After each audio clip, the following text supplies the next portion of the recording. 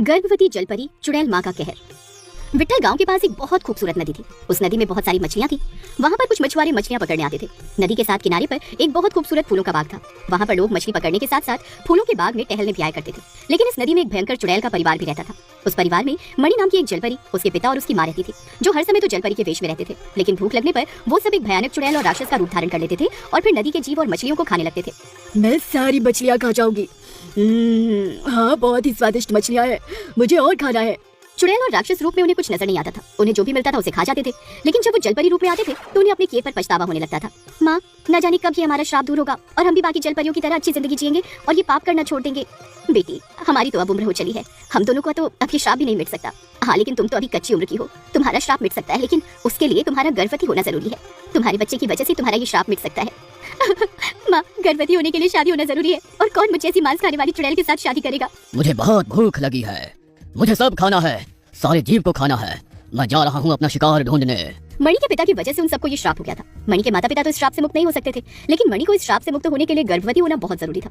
मणि भी अपने इस चुड़ैल रूप से मुक्ति पाना चाहती थी। वो इस बात के लिए दिन रात चिंतित रहती थी कि उससे कौन शादी करेगा, और अगर कोई कर भी लेगा तो पता नहीं वो जिंदा भी रहेगा या नहीं, क्योंकि जब मणि को भूख लगती तो वो चुड़ैल का रूप धारण कर लेती थी और किसी को भी खा लेती थी। फिर एक दिन की बात है, मणि नदी के ऊपर निकलकर उदास बैठी थी। तभी वहाँ पर गाँव का ही एक लड़का फूलों के बाग में टहल रहा था। वो मणि को देखता है और उसमें खो जाता है। अरे, तुम तो एक जलपरी हो ना?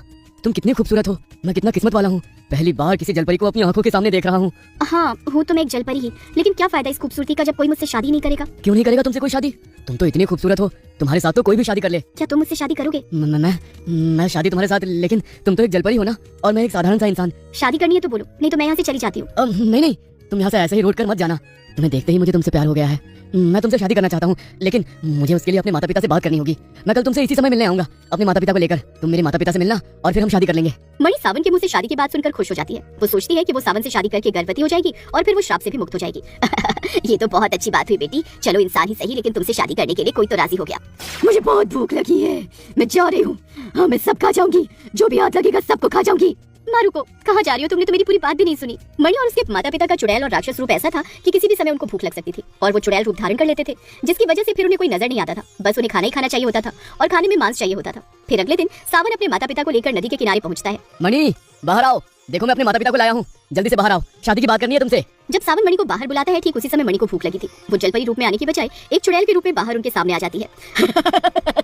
आज का मेरा भोजन मुझे मिल गया, मैं तुम तीनों को खा जाऊंगी। खा जाऊंगी। तुम कौन हो? मैंने तो मणि को बुलाया था ना, तो तुम चुड़ैल कैसे बन गई? भागो माँ बाबा, भागो यहाँ से।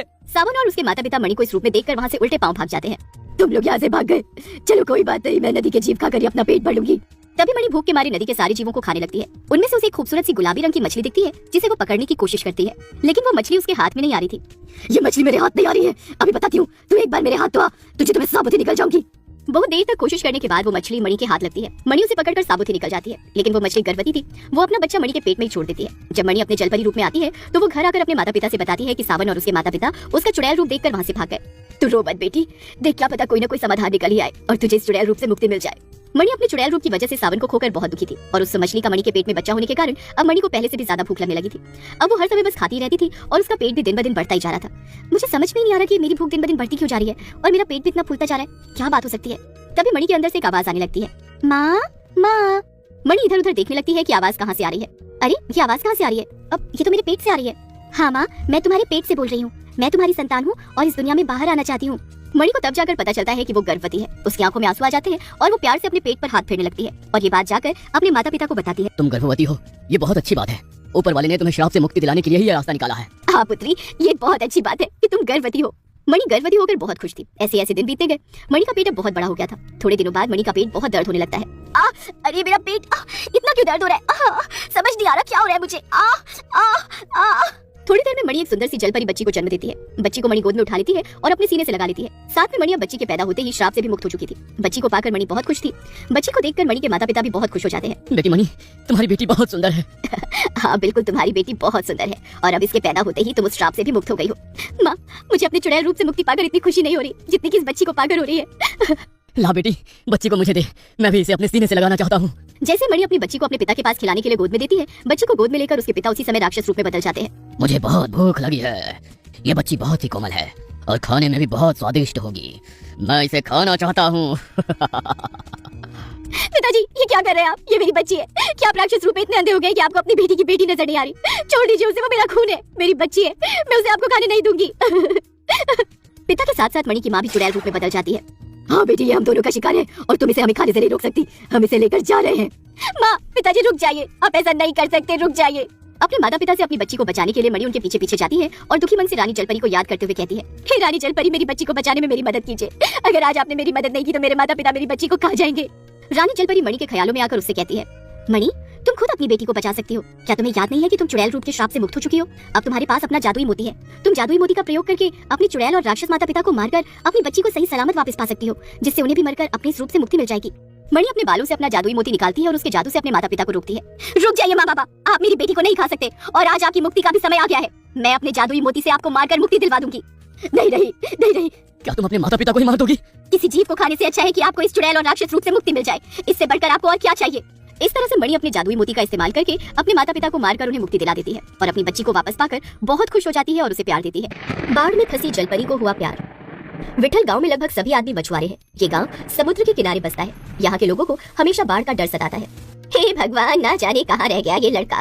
ऊपर से आज बारिश का मौसम बना हुआ है, कहीं बाढ़ ना आ जाए। गांव के सारे आदमी मछलियां पकड़कर आज जल्दी घर वापस आ गए थे क्योंकि आज बारिश होने की आशंका थी। रामा की माँ को गांव में अंधेरे में घूमता हुआ देख मोहन पूछता है, अरे भाई, बारिश आने वाली है, तू इतने अंधेरे में गाँव में काहे घूम रही है? बेटा, तुम सब घर लौट आए और मेरा रामा अभी तक घर नहीं आया। वो ना जाने कहाँ रह गया। मुझे उसकी बड़ी चिंता सता रही है। ऊपर से बारिश का भी मौसम हो रहा है। बारिश आती है तो इस समय अपने साथ बाढ़ जरूर लेकर आती है। माई, आज रामा हमारे साथ मछली पकड़ने नहीं गया था, वो दूसरी तरफ गया था। तू चिंता ना कर, घर जा, वह समझदार है, जल्दी ही लौट आएगा। हाँ, है तो वो समझदार, लेकिन अगर आज वो घर आएगा तो उसे खूब डांट लगाऊंगी देर से आने के लिए। रामा की माँ घर चली आती है। सभी लोग बाढ़ के डर से अपने अपने घरों में शाम होने से पहले चले जाते हैं और खिड़कियां दरवाजे बंद कर देते हैं क्योंकि बहुत तेज हवाएं चल रही थी। उधर रामा की माँ रामा के लिए बहुत चिंतित थी कि तभी थोड़ी देर में रामा घर लौट आता है। अरे माँ, देख तो, आज मैं कितनी सारी मछली पकड़ कर लाया हूँ। बेटा, तेरी मछलियाँ जाए भाड़ में। मन तो करता है तुझे आज मैं चार लगाऊं, लेकिन जवान जो हो गया है अब तुझ पर हाथ भी उठाने का मन नहीं करता। तुझे पता नहीं है, घर में तेरी बूढ़ी माँ है, चिंता में होगी। सब अपने समय से घर लौट आते हैं और तू है कि इतनी देर लगा देता है। अरे माँ, तू चिंता ना किया कर, तुझे पता है ना, मैं औरत जैसा नहीं हूँ। मुझे थोड़ा हटके और अलग से काम करने में मजा आता है। पर अगर तुम चाहती हो तो मैं कोशिश करूंगा कि आज के बाद मैं समय से घर लौट सकूं। अब खुश? सभी लोग रात का खाना खाकर अपने घरों में सो जाते हैं। तभी तेज की हवाएं चलने लगती हैं, बादल गरजने लगते हैं और बहुत तेज तेज बारिश होने लगती है। बारिश इतनी तेज होने लगती है कि समुद्र का पानी बढ़ते बढ़ते गांव तक आ जाता है। तभी रामा की नींद खुलती है और वो सोचने लगता है, गांव में समुद्र का पानी आ गया है, इसका मतलब मछलियां भी बहुत सारी गांव की ओर आ गई होंगी। इससे पहले कि पानी का बहाव ज्यादा बढ़ जाए और फिर कुछ दिनों तक मैं मछली नहीं पकड़ पाऊंगा, ऐसा करता हूँ, माँ से चुपके बाहर जाकर थोड़ी सी मछली पकड़ के ले आता हूँ। रामा की माँ सो रही थी और रामा अपनी माँ से नजरें बचाते हुए मछलियां पकड़ने निकल जाता है। बाहर आकर वो देखता है कि गांव में बहुत पानी भर गया है। अरे बाप रे, गांव में पानी ही पानी हो गया। ऐसा महसूस होता है जैसे बहुत खतरनाक बाढ़ आने वाली है। मैं जल्दी से जाकर थोड़ी मछली पकड़ लेता हूँ ताकि कुछ दिनों का हमारा गुजारा हो जाए। मछलियां पकड़ने के लिए रामा घर से थोड़ी दूर समुद्र की ओर जाता है। तभी रामा देखता है कि एक लड़की घायल अवस्था में पेड़ के तने से लटकी हुई है। वो दर्द से बहुत जोर जोर से करा रही थी। रामा उस लड़की को देख हैरान रह गया क्योंकि वो लड़की आम इंसानों जैसी बिल्कुल भी नहीं थी। उसका ऊपरी हिस्सा तो लड़की जैसा था, लेकिन नीचे का हिस्सा एक मछली की पूंछ की तरह था और देखने में वो बहुत खूबसूरत थी, मानो कोई स्वर्ग से आई अप्सरा हो। रामा उसके पास आकर देखता है, वो बहुत जख्मी हालत में है। रामा को देख वो बहुत घबरा जाती है। नहीं नहीं, मुझे कुछ मत करना। नहीं सुंदरी, अरे तुम डरो मत, मैं तुम्हें कुछ नहीं करूंगा। बस मैं तुम्हें ये पूछने आया हूँ कि तुम कौन हो और तुम्हारा आधा शरीर इंसानों की तरह और आधा शरीर मछली की तरह कैसे है और तुम इतनी घायल कैसे हो गई? मैं एक सर्वश्रेष्ठ इच्छाधारी जलपरी हूँ। आज पानी का बहाव इतना तेज था कि उसके कारण मैं अपने माँ बाप से बिछड़ गई और एक पत्थर से जोर से टकराने के कारण मेरा पूरा शरीर घायल हो गया और इस पेड़ के तने के साथ आकर लटक गई हूँ। मैं तैर भी नहीं पा रही हूँ। बहुत डर लग रहा है मुझे अपने घर जाना है। मुझे तो अपनी आंखों पर यकीन ही नहीं हो रहा है कि मैं सच में एक जलपरी को देख रहा हूँ। लेकिन तुम अपने घर कैसे जाओगी?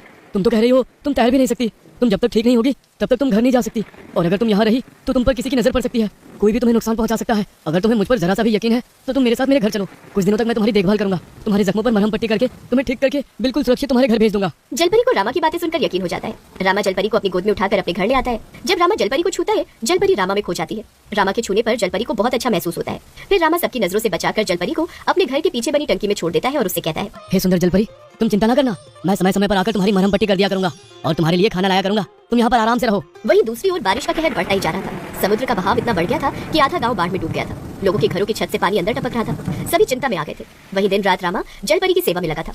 उसे खाने के लिए खाना और उसके जख्मों पर हर रोज सुबह शाम मरहम पट्टी करता था। जलपरी को जब रामा अपने हाथों से मरहम पट्टी करता था तब उसे बहुत अच्छा लगता था। सुंदर जलपरी, सामने प्रकट हो, मैं तुम्हारे लिए खाना लेकर आया हूँ। तभी जलपरी रामा के सामने प्रकट हो जाती है और उससे पूछती है, आज तुम मेरी मरहम पट्टी नहीं करोगे क्या रामा? जानते हो, जब तुम मुझे छूते हो, अपने हाथों से मरहम पट्टी करते हो और मेरे लिए खाना लेकर आते हो तो मुझे बहुत अच्छा लगता है। मन करता है मैं तुम्हें देखती रहूं। अच्छा, वो क्यों भला? कितने भोले हो तुम रामा, दिल की बातों को भी नहीं समझते। अब बारिश और ज्यादा बढ़ती जा रही। समुद्र का पानी इतना भर गया था कि सारे लोग अपने अपने घरों में कैद हो गए थे और अब तो लोगों के घरों में खाने का राशन भी खत्म हो चुका था। जानवर भी भूख से मर रहे थे। घर में जो कुछ भी बचा था आज वो भी खत्म हो गया। मुझे तो बहुत चिंता हो रही है कि क्या होगा हमारा और गांव वालों का। अगर इसी तरह लगातार बारिश होती रही तो पूरा गांव समुद्र के पानी में डूब जाएगा। माँ तुम चिंता ना करो, देखो सब ठीक हो जाएगा। थोड़ा सा खाना जो बचा था उसे भी रामा जलपरी के लिए लेकर आता है। क्या हुआ रामा, आज तुम बहुत उदास दिख रहे हो। हाँ मैं बहुत परेशान हूँ। मैं जो तुम्हारे लिए खाना लेकर आया हूँ, मेरे घर में बस आज तक का ही राशन बचा था। मुझे समझ में नहीं आ रहा मैं तुम्हें इसके बाद क्या खिलाऊंगा। सारे गांव के लोग और जानवर भूख से मर रहे हैं और ऊपर से समुद्र का पानी इतना बढ़ रहा है कि अब तो ऐसा लगने लगा है कि सारा गांव पानी में ही डूब जाएगा। बस इतनी सी बात, तुम एक बार मुझसे बात करके तो देखते। जाओ अपने घर की रसोई में देखो, वहाँ पर मैंने सिर्फ तुम्हारे लिए ही नहीं पूरे गांव के लिए राशन के भंडार लगाए हैं और तुम्हारी गौशाला में गांव के सभी जानवरों के लिए खाना रखा है। रामा भागता हुआ घर आता है और देखता है कि सच में उसकी रसोई में राशन और सब्जियों के भंडार लगे हुए थे। साथ में उसकी गौशाला में सारे गांव के जानवरों के लिए ढेर सारा खाना रखा है। रामा खुशी से पागल हो जाता है और अपनी माँ को इस बारे में बताता है। उसकी माँ भी ये देखकर बहुत खुश हो जाती है और जलपरी से मिलने आती है। तुम्हारा बहुत बहुत धन्यवाद, तुम साक्षात किसी देवी के रूप में आई हो, नहीं तो हम सब गाँव वाले भूखे मर जाते। इस तरह से रामा गांव के कुछ जवान लड़कों को घर में बुलाकर राशन के बड़े बड़े टोकरे भरकर हर घर में राशन और सब्जियां पहुंचाता है। साथ में गांव के सभी जानवरों को चारा भी देता है, जिससे सारे गांव वाले खुश हो जाते हैं और जलपरी के दर्शन करने आते हैं। पर बारिश अभी भी नहीं रुकी थी। सुंदर जलपरी, मुझे लगता है अब लगभग तुम्हारे जख्म भर चुके हैं, तुम ठीक हो गई हो। हाँ रामा, ये सब सिर्फ और सिर्फ तुम्हारी वजह से हुआ है। तुम ना होते तो मेरे जख्म भला कैसे भरते। सुंदर जलपरी, जो तुमने मेरे और मेरे गाँव वालों के लिए किया उसका वो एहसान कैसे चुकाएंगे हम। सब दुख तुमने दूर कर दिए। बस अब चिंता है तो इस बारिश की, ये थम जाए। सभी की कच्ची छतें टपक रही हैं, बारिश थम जाएगी तो सब राहत की सांसें लेंगे और फिर सभी गांव वाले दोबारा अपने अपने काम पे जाने लगेंगे। बस इतनी सी बात। तभी जलपरी अपनी शक्ति से सभी गांव वालों के घरों की कच्ची छत से पक्की छत में बदल देती है। अब सभी के घर पक्के हो चुके थे। सभी गांव वाले बहुत खुश थे। सुंदर जलपरी, जाने की मुझे लगता है कि तुम हम सब गांव वालों की दिक्कतें दूर करने के लिए ही आई हो। रामा जानते हो तुम, मुझे तुमसे और इस गांव से बहुत लगाव हो गया है। अब तो मुझे यही अपना घर लगता है। जी करता है बस यही रह जाऊं।